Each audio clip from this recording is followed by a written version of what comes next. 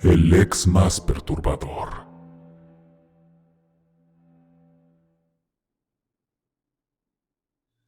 Hoy me dispongo a compartir con ustedes un pasaje verdaderamente escalofriante de mi vida. Una oscura experiencia que mantuve con un antiguo amor. Una vez tuve una relación con un joven que conocí durante mis años universitarios. Estéticamente era un deleite visual.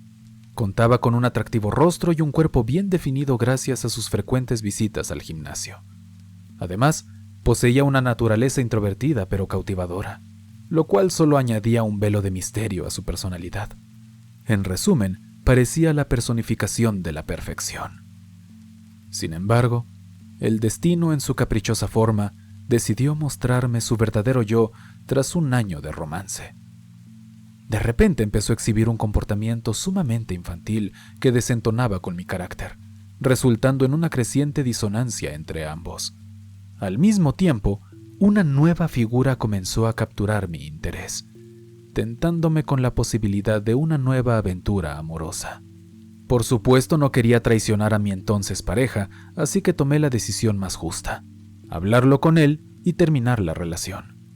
La idea de sentirme atraída por alguien más era suficiente señal de que mi corazón ya no se sentía atraído a él. La reacción de mi exnovio fue dramática, teñida con tonos de desesperación y tristeza. Lloró, pataleó, rogó, hasta tal punto de que un día mis amigos tuvieron que intervenir para asegurarse de que yo llegara a salvo a mi casa. Después de aquel incidente, llegó un periodo de sospechosa calma que duró unos meses. Eventualmente comencé a salir con aquel chico que había capturado mi interés. Un día, mientras deambulábamos por un bullicioso centro comercial, sentí un tirón brusco en mi brazo. Al voltear, me encontré frente a frente con mi ex. La mirada en sus ojos era intensa y amarga, acusándome de ser una traidora y de haberlo engañado. Pero eso no fue todo. Lo que vino después resultó ser lo más aterrador. Me mostró ahí mismo un acta de matrimonio que afirmaba que nosotros dos estábamos casados. Con todo el cinismo del mundo, mi ex había falsificado mi firma, adquirió una copia de mi identificación nacional y sobornó a las autoridades con una jugosa suma de dinero. Para justificar mi ausencia, había alegado que yo padecía una enfermedad terminal que me impedía moverme del hospital. Atemorizada y en shock, logré escapar de aquella situación surrealista. De inmediato contacté a mis padres, quienes a su vez hablaron con los progenitores de mi ex. Iniciamos un proceso de divorcio administrativo, una tarea que parecía sencilla en teoría, pero que se tornó una pesadilla. El día que debía recoger los papeles para presentarlos al juzgado, mi ex, en un acto de desesperación y locura, intentó secuestrarme. Escondió los documentos en su coche y cuando me agaché para recogerlos, me empujó dentro del vehículo con la intención de huir. Afortunadamente, la gente alrededor percibió el peligro y me ayudó a escapar de sus garras. La moraleja de esta aterradora historia es clara. No siempre conocemos las verdaderas intenciones de las personas, incluso de aquellas a las que amamos.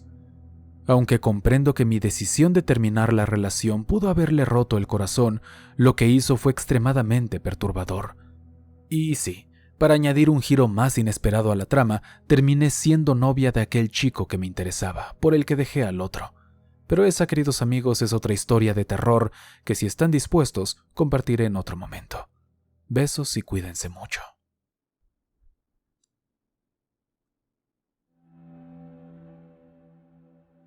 Día de las Velitas.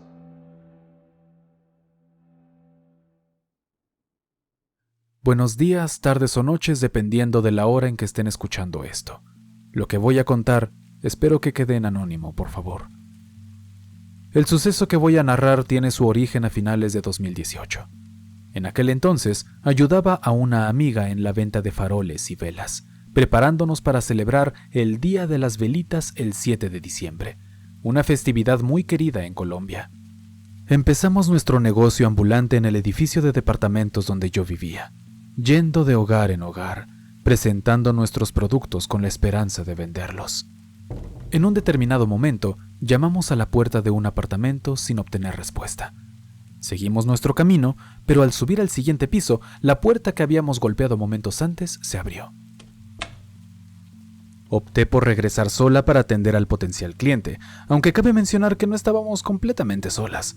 La madre de mi amiga nos acompañaba, fungiendo como nuestra protectora, ya que apenas teníamos 12 y 13 años. Cuando concluí mi discurso de venta, el hombre buscó en su billetera para pagar, pero al no tener dinero, me solicitó mi número de teléfono para comprar un farol al día siguiente. Inocente y contenta por la futura venta, se lo proporcioné. Grave error. Al día siguiente recibí un mensaje de saludo de este hombre. Le respondí educadamente y aproveché para preguntarle si pasaría por su apartamento para realizar la venta del farol. Su respuesta fue perturbadora.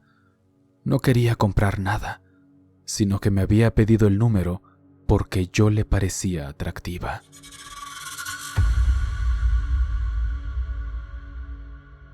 Me deslocó tal admisión, ya que él parecía considerablemente mayor que yo. Al indagar sobre su edad, confesó tener 28 años. Aterrada dejé de responderle, pero él insistía con cada vez más frecuencia en contactarme. Aquel acoso escaló en un incidente físico. Un día me topé con él en la recepción del edificio y al salir noté que me seguía.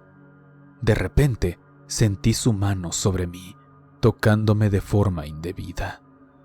Asustada me zafé y crucé la calle apresuradamente, sin importarme el tráfico, con la única intención de alcanzar la seguridad de la casa de mi amiga. Una vez estuve ahí, un mensaje llegó a mi teléfono. «Tienes un gran cuerpo para ser solo una niña», seguido de «Tu falda me provoca a hacerte cosas». El asco y el temor me invadieron. Bloqueé su número, esperando que eso pusiera fin a su acoso. Pero estaba equivocada. El hostigamiento continuó. Cada vez que volvía del colegio veía cómo me observaba de lejos y cómo intentaba acercarse a mí. Siempre conseguía evadirlo, pero él descubrió un día dónde vivía. Y como prácticamente éramos vecinos, desde su balcón o desde alguna de las ventanas de su apartamento pasaba horas y horas mirándome. Mis padres estaban ajenos a lo que sucedía. Me dejaban a menudo sola. Este acoso se perpetuó durante años, intensificándose durante la pandemia, donde ahora con más tiempo libre, su vigilancia sobre mí se duplicó o triplicó. Finalmente mis padres se percataron de la situación y aterrados decidimos mudarnos a otro barrio. Ahora disfruto un poco más de paz, pero de vez en cuando sigo recibiendo mensajes anónimos con insinuaciones perturbadoras y amenazas peligrosas. Bloqueo los números, pero sin importar cuántas veces lo haga, los mensajes siempre encuentran el modo de llegar. Agradezco a todos los que han tenido la paciencia de leer mi relato. Deseo fervientemente que nadie más tenga que atravesar una experiencia tan traumática. Que tengan un buen día.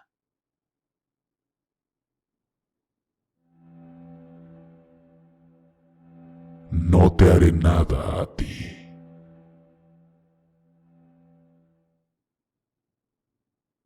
Hola, Ger. Recientemente me he unido a tu plataforma porque tu contenido fascina mis sentidos, y al escuchar las desgarradoras experiencias de otros usuarios, me veo impulsado a compartir la mía. Prefiero mantener mi identidad en el anonimato. Quiero contarte un incidente aterrador que tuve con un compañero de la universidad el año pasado, durante los primeros días del cuarto ciclo académico.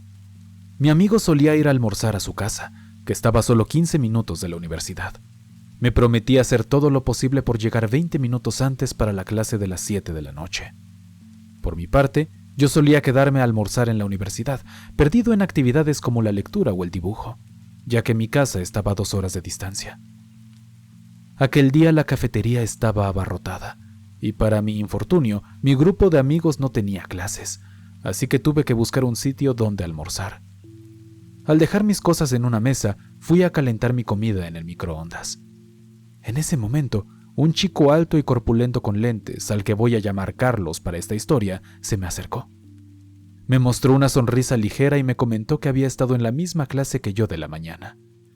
No tuve más remedio que admitir que sí, y antes de que pudiera agregar algo más, me preguntó si tenía un grupo con quien almorzar. Como mis amigos estaban ausentes, me invitó a almorzar con él, invitación que acepté de inmediato. Fue un grave error. Me guió hasta una mesa y me señaló un asiento junto a una compañera suya. Ella me saludó brevemente antes de partir, ya que había terminado sus clases por el día, dejándome a solas con Carlos. Mientras almorzábamos, comenzó a hablarme de sus intereses y aficiones. Pero su conversación pronto tomó un giro inquietante. Reveló detalles extremadamente íntimos y personales que me incomodaron profundamente. Carlos me contó que había estado internado en una clínica durante mucho tiempo y que asistía regularmente a sesiones de terapia. Habló sobre su experiencia con el acoso escolar en sus antiguas escuelas y confesó que a veces fantaseaba con hacerles daño a otras personas. También mencionó problemas con algunos estudiantes de nuestra universidad. Su relato me dejó inquieto. Aún puedo recordar su mirada y su tono de voz relajado, como si las cosas horribles que estaba confesando no fueran gran cosa. Entonces, con una mirada gélida me dijo: «No te preocupes. Si sucede algo, no te haré nada a ti».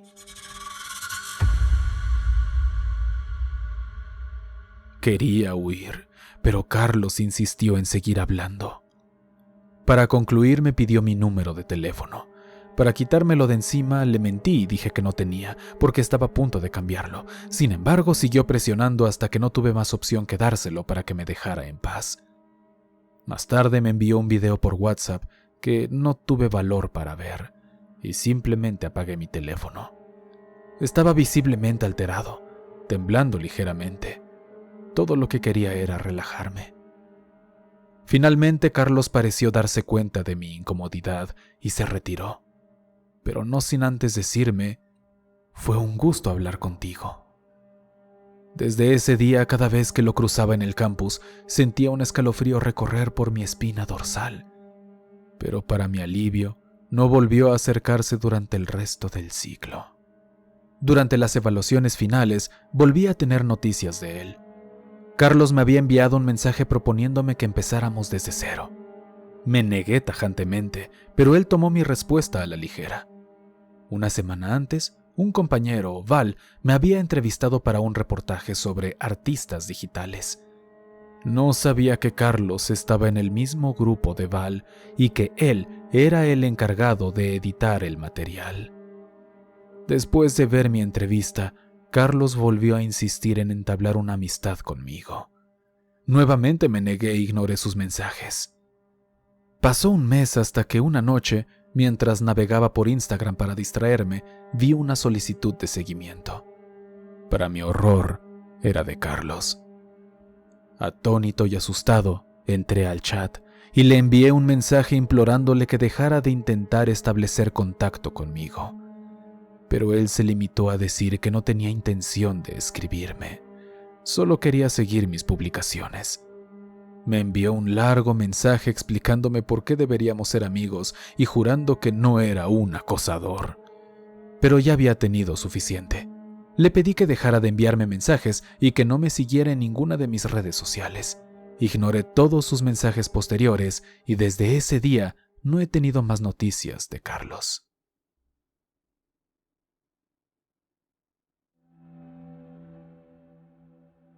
Mi amiga Cecilia.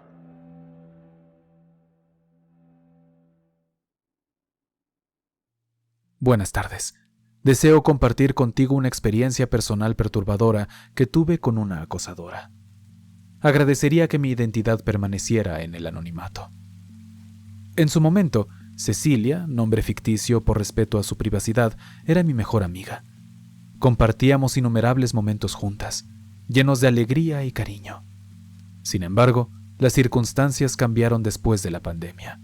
Cuando retomamos nuestras clases, conocí a Sofía, una nueva compañera que compartía mis intereses y con la que me llevaba muy bien.